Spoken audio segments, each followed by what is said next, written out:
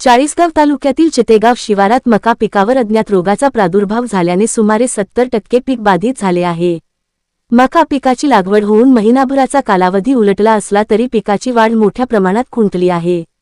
तसेच मका पिकाच्या पानांवर लाल व पिवळ्या रंगाचे डाग दिसून येत असून अज्ञात रोगामुळे पिकाची अवस्था दिवसेंदिवस खालावत आहे।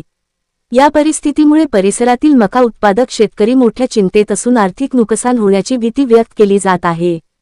दरम्यान कृषी विभागाने तातडीने शेतांची पाहणी करून रोगाचे निदान करावे, तसेच महसूल विभागाने पंचनामे करून बाधित शेतकऱ्यांना शासनाकडून योग्य ती आर्थिक मदत मिळवून द्यावी, अशी मागणी परिसरातील शेतकऱ्यांनी केली आहे।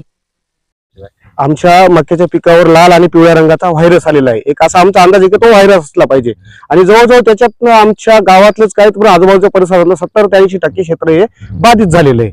त्यामुळे निश्चितच खूप मोठी नुकसानीची पातळी आहे याच्यात। तर आपण याची खबर जी आहे हे तालुका कृषी अधिकारी असेल, तलाठी असेल, तहसीलदार असेल यांना दिलेली आहे।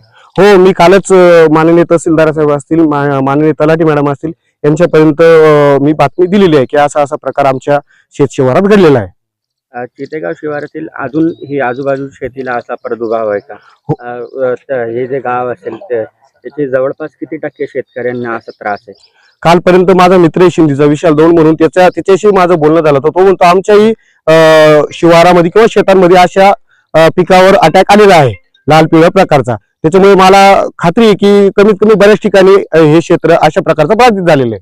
पण हे रोग काय असू शकतो? आतापर्यंत कोणी कृषी अधिकारी वगैरे यांनी पाहणी केली आहे का? नाही, कृषी विभागाला मला वाटतं ह्या गोष्टीची कल्पनाच नाही। तर आता आपल्या माध्यमातून त्यांना कळणार नक्की आणि ते इथे येऊन शेतकऱ्यांना काही ना काही मार्गदर्शन करतील असं मी अपेक्षा ठेवतो।